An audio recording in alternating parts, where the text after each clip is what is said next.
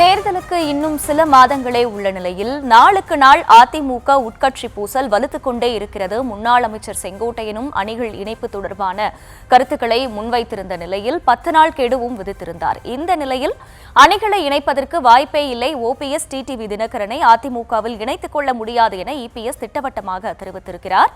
எம்எல்ஏக்களை வைத்து சதி செய்தவர்களை எப்படி கட்சியில் சேர்க்க முடியும் என டிடிவி தினகரன் ஓ பன்னீர்செல்வத்தை மறைமுகமாக குறிப்பிட்ட எடப்பாடி பழனிசாமி அதிமுகவுக்கு யார் துரோகம் செய்தாலும் அவர்கள் நடு ரோட்டில் நிற்பார்கள் என கொந்தளித்தார். அவர் பேசிய காட்சிகளை தற்போது பார்க்கலாம். அனைத்து இந்திய அண்ணா திராவிட முன்னேற்ற கழக கட்சியை எவராலும் கொண்டு பண்ண முடியாது. சொல்றேன், எழுதிக்க. எங்களுக்கு ஆட்சி அதிகாரம் இருப்பதை விட தன்மானம் தான் எங்களுக்கு முக்கியம். அது ஒரு முள் இம்மையளவு நான் விட்டு கொடுக்க மாட்டேன்.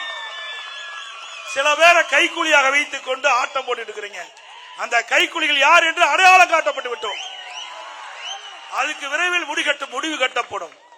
சில பேர் அனைத்து இந்திய அண்ணா திராவிட முன்னேற்ற கழக ஆர்சி கவிழ்ப்பதற்கு எதிர்த்து ஓட்டு போட்டாங்க.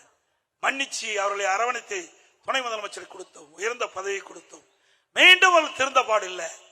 புனிதமாக அதிமுக கோயிலாக இருக்கின்ற அந்த தலைமை கழகத்தை அடித்து நுரைக்கி மற்றவர்களை கட்சியில சேர்த்த வேணுமா? அது தொண்டனுடைய சொத்து. தலைமை கழகம் தொண்டனுடைய சொத்து. நீங்க போய் அடிச்சுட்டு இருக்கணும், அவரெல்லாம் கட்சியில சேர்த்திக்கணும். இன்னொருவர் நம்முடைய அனைத்து இந்திய அண்ணா திராவிட முன்னேற்ற கழக ஆட்சி கவிழ்ப்பதற்கு 18 பேரை கடத்திட்டு போனீங்க எம்எல்ஏ.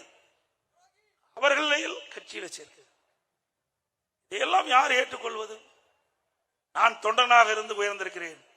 எனக்கு உறுதியான எண்ணம் உண்டு, உறுதியான மனநிலை உண்டு.